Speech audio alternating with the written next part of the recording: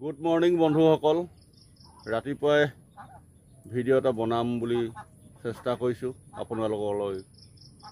আৰু আজি মই আমাৰ ঘৰৰ পোৱালি কেইটামান দেখাম। বৰ ধুনীয়া ধুনীয়া পোৱালি আপোনালোকক দেখাবলৈ গৈ আছোঁ। ভিডিঅ'টো ধুনীয়াকৈ চাব দেই বন্ধুসকল। মই ৰাতিপুৱাতে এইবিলাকৰ হৈ খুব কৰি থাকোঁ আৰু খুব ভাল লাগে। ভাল লগা বস্তুৱে মই আপোনালোকক দেখাম। এইয়া বন্ধুসকল, মই দেখাই আছোঁ আপোনালোকক। হাঁহ পোৱালি দিছিলোঁ, কণী দিছিলোঁ 16টা। 16টা নহয় দেই, 17টা দিছিলোঁ। এটা কণী বেয়া কৰিলে, 16টা ওলালে। তাকে ৰাতিপুৱাৰ পৰা এইখিনিকে লাগি থাকোঁ ধুনীয়াকৈ। খুব মৰম লাগে। গোটেইখিনি কোলা কোলা পোৱালি দিলে। কোলা পোৱালি দিয়া কাৰণতে হ'ল ঘাইটো হৈছিলে মতাটো কোলা, একদম কোলা, শুদ্ধ কোলা মতাটো। মই সেইটোও দেখাম ধুনীয়াকৈ। এতিয়া চক এনেই চিন্তা কৰি চালে মানে কিমান ভাল বস্তু এইবিলাক। ঘৰতে যদি এইবিলাক পুহিবলৈ পাৰে, ঘৰৰ গৃহিণীয়ে এইবিলাক পোহপাল দি পিনে 2 টকা পইচা উলিয়াব পাৰে। ইয়াত এতিয়া মই দিলোঁ ব্ৰইলাৰ দানা। 1 প্লেট দিছিলোঁ পানীৰ সৈতে, থুপথুপীয়াকৈ খালে। খাই শেষ কৰিলে আকৌ দিব লাগিব। দিনটোত 3 বাৰ দিওঁ। আজি 6 দিনমান হৈছে ওলোৱা পোৱালিখিনি। মই তাকে আপোনালোকক দেখাবলৈ চেষ্টা কৰিছোঁ। খুব বেছি আপোনাৰ এমাহ 1.5 মাহত গজলীয়া পাখি ওলাব। মই এতিয়ালৈকে পানীত এৰি দিয়া নাই, আৰু 2-3 দিনমানৰ পাছত পানীত এৰি দিম। কাৰণ পানীত এৰি নিদিয়া কাৰণটোৱে হ'ল এতিয়া সিহঁতৰ নাভিটোহে কোমল হৈ আছে। যদি পানীত এৰি দিওঁ সোনকালে, তেতিয়া বচাটো খুব টান হৈ পৰে, কঠিন হৈ পৰে। সেইকাৰণে মই আৰু 3 দিন 4 দিনৰ পাছত এই পানীত চৰাম। 1 ঘণ্টা 2 ঘণ্টা চৰাম, চৰাই পিনি আকৌ আনি বান্ধিম। সেই তেনেকৈ ধৰণে। আৰু চৰিলে মানে খুব সোনকালে ডাঙৰ হয়। মাকেদি কান্দি ফুৰিছে, পোৱালিখিনি লৈ যাবলৈ বিচাৰিছে পানীলৈ। মই এতিয়া পানীত এৰি নিদিওঁ লৈছোঁ। মাক দুয়োজনীয়ে ঘূৰি ফুৰিছে। একদম চিলনিৰ দৰে খুটে ওপৰলৈকে উৰি আহি খুটে। আহ আহ আহ আহ আহ আহ আহ আহ আহ আহ আহ আহ আহ। কুকুৰা ওলালে 6জনীমান কুকুৰা ওলাইছে। হাঁহ, কুকুৰা, গৰু, ছাগলী এইবিলাকলৈকে মই মানে খুব মৰম লাগে আৰু খুব ভাল লাগে এওঁলোকক। ক'ৰবালৈ গ'লে মানে এওঁলোককে মনত পৰি থাকে। খাবলৈ পাইছে নাই পোৱা, ভালকৈ দিছে নাই দিয়া। তাৰমানে মই যেনেকৈ দিওঁ আমাৰ ঘৰৰ মাইকী মানুহে সেনেকুৱাকৈ দিব নাজানে। সেইটো কাৰণে মই আপোনালোকক ভালকৈ দেখাই দিছোঁ। এই 16টা পোৱালি যদি উঠাব পাৰোঁ, অহা বছৰলৈ বহুত বেছি হ'ব। তাকে বন্ধুসকল দেখাই আছোঁ আপোনালোকক ভিডিঅ'বিলাক। মই এতিয়া আকৌ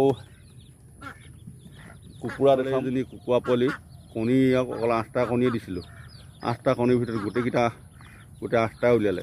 তাৰপৰা এজনী আজি আকৌ পোৱালি কণী ফুটিলেই গঁৰালত। এজনীও আজি কণী ফুটিলে যেতিয়া নেকি 2 দিনৰ পাছত উলিয়াব পাৰিম। খালি পোৱালিবোৰ চাই থাকিব লাগিব গঁৰালত। পাৰিলে মানে তাৰপৰা আনি পিনি বেলেগত থ'ব লাগিব, নহ'লে গৰকি মাৰি দিয়ে যে। সেইকাৰণে মানে চাই থাকিবলগীয়া হয়। গঁৰালৰ লগতে, কুকুৰাৰ লগতে, হাঁহৰ লগতে লাগি থাকিবলগীয়া হয়। আৰু বিশেষকৈ মানে এইবিলাকৰ লগত ব্যস্ত হৈ থাকিব পাৰি, বেলেগ একো নাই। আৰু ডাঙৰ দীঘল কৰিলে মানে 2 টকা পইচা আহেও ঘৰতে। কালি মই কুকুৰা 10টামান কুকুৰা বিক্ৰী কৰিছোঁ, এই 370 টকাকৈ কেজি। এনেকুৱা এইবিলাক লৈ পিনি ঘৰ চলি থাকিব পৰা হয়। ল'ৰা ছোৱালী পোহপাল দিব পৰা হয়, ল'ৰা ছোৱালী ফিজ দিব পৰা হয়। যিকোনো ক্ষেত্ৰত বজাৰ সমাৰ কৰিব পৰা যায়। তো ভাল লাগে দেচোন। আপোনালোকেও পাৰিলে এনেকৈ ঘৰত পুহিব। জেগা বেছি হ'লে মানে ঘৰখনত জেগা বেছি নহ'লেও কিছুমান মানে আজিকালি নেট ওলালে, নেটৰ লগত ছিষ্টেম কৰি পিনিও যদি ৰাখিব পাৰে তেনেকৈও ভাল। মই এইবিলাকৰ হৈ পিনি আপোনালোকক ভিডিঅ' এটা দিছোঁ। আপোনালোকক কিমানখিনি গ্ৰহণযোগ্য হয় নাজানো, কিন্তু তথাপিও দিবলৈ চেষ্টা কৰিছোঁ আপোনালোকক ভিডিঅ'টো। মই আৰু বেলেগ দেখাম ভিডিঅ', দেখাই থাকিম আপোনালোকক। আপোনালোকে চাই থাকিব। এইজনী আকৌ এতিয়া কণী পাৰি ওলাই গৈছে। এইজনী চাহ কণী পাৰি পিনি ওলাই গৈছেহি। এতিয়া নাহে আৰু ওচৰে পাঁজৰে বাঁহ গছ এজোপা আছে তাৰ তলতে গোটেইখিনি তাতে থাকিবগৈ। এই এজনী চীনা হাঁহ আছে, চীনা হাঁহ আনিছিলোঁ এহাল বুলি, এইজনী আহি আছে চীনা হাঁহজনী। এই চীনা হাঁহজনী আনিছিলোঁ এহাল, কিন্তু হ'ল 2জনী মাইকী, কিন্তু উপায় নাই। কিন্তু ইয়াতে মানে কথা এটা আছে, চীনা হাঁহজনী 2জনী মাইকী হৈ থাকিলে এজনী মাইকী চীনা হাঁহ, এই কুকুৰা এটা আছে বৰ বদমাছ, এই খুটি কণী বাঁহটোৱে ভাঙি পেলালে। তাৰপৰা লাষ্টত চীনা হাঁহজনী মৰো নিচিনা হ'লগৈ। তাৰপৰা তথাপিও বহুতখিনি চেষ্টা কৰিছিলোঁ, নোৱাৰিলোঁ বচাবলৈ। তাৰপৰা জলকা মাৰিলেগৈ, মৰাৰ পাছত আৰু খাই দিলোঁ আৰু, মিছা কৰি লাভ নাই। তাৰপৰা এতিয়া এইজনী চীনা হাঁহে আপোনাৰ কণী পাৰিলে হপায় 30-35টামান, কিন্তু মতা নহ'লে পোৱালি নিদিয়ে বুলি কয় যে, আজি পূৰ্বপুৰুষৰ পৰা তেনেকৈ শুনি আছোঁ। আৰু তেনেকৈ হৈছেও, পিছে বতা কণী না কি বুলি কয়, এই মতা নহ'ল যে, মতা নহওঁতে কণী পাৰিছিলে। কণীখিনি মই দিলোঁ, পিছে পাতি হাঁহক উমনি দিছিলোঁ, নোলালে এটাও। হাঁহকেইজনীহে এনেই এমাহ দিন ব্লক হ'ল। সেই এমাহ ব্লক নহৈ পিনি যদি হাঁহকেইজনী এই নিজৰ কণীকে যদি পাৰিলে হ'লে, তেতিয়া হাঁহ পোৱালিকে ভালকেইটা ওলালে হ'লে।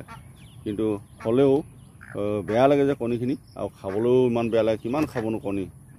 সেইটো কাৰণে ঠিকে আছে বন্ধুসকল, মই ভিডিঅ'টো আৰু বেলেগ এটা ভিডিঅ' দেখাব পৰা আহিলোঁ হাঁহ পোৱালিখিনিক দেখাবলৈ কাৰণে। এই হাঁহ পোৱালিখিনি ডাঙৰ দীঘল হ'লে মানে বহুতেই, এনেই 16টাতনো আমাৰ এইফালে হাঁহ এটা দাম 600 টকা চলি আছে ডাঙৰ হ'লে। 1 কেজি এপোৱা সেই তেনেকৈ ওলায়। কিছুমান মানে পানীত চোৱা হাঁহ হ'লে মানে 1.5 কেজিলৈকে ওলায়। আৰু আপোনালোকে হাঁহ খাব, এই কেনেকুৱা হাঁহ খাব আপোনালোকে নেজানিব পাৰে, মই আপোনালোকক জনাই দিছোঁ। যিবোৰ হাঁহ আপোনালোকে খাবলৈ মন যায়, হাঁহ খালে মানে সদায় পানীত চৰি থকা গুটি ধান খোৱা হাঁহ খাব। তেতিয়া সেই হাঁহটো খাই আপোনালোকে বহুত টেষ্টি পাব। এনেই বজাৰ হাঁহবোৰ একদম চৰাই নিচিনা, সেইবোৰ খাই একো সোৱাদ নাপায়। গাঁৱৰ পৰা ক'ৰবাত যদি হাঁহ বিক্ৰী কৰে, সেই হাঁহ গাঁৱৰ পৰা আনি খাব। পথাৰত চৰি থকা, পথাৰত আকৌ পোক পৰুৱা শামুকলৈকে খায় সিহঁতে। টেষ্টিও বেছি আৰু তেলটো বহুত ওলায়। ঠিক আছে বন্ধুসকল, ভিডিঅ'টো বেছি দীঘল নকৰোঁ, এইখিনি দেখাই আপোনালোকক ভিডিঅ'টো সামৰিবলৈ বিচাৰিছোঁ। ধন্যবাদ। জয় আই অসম।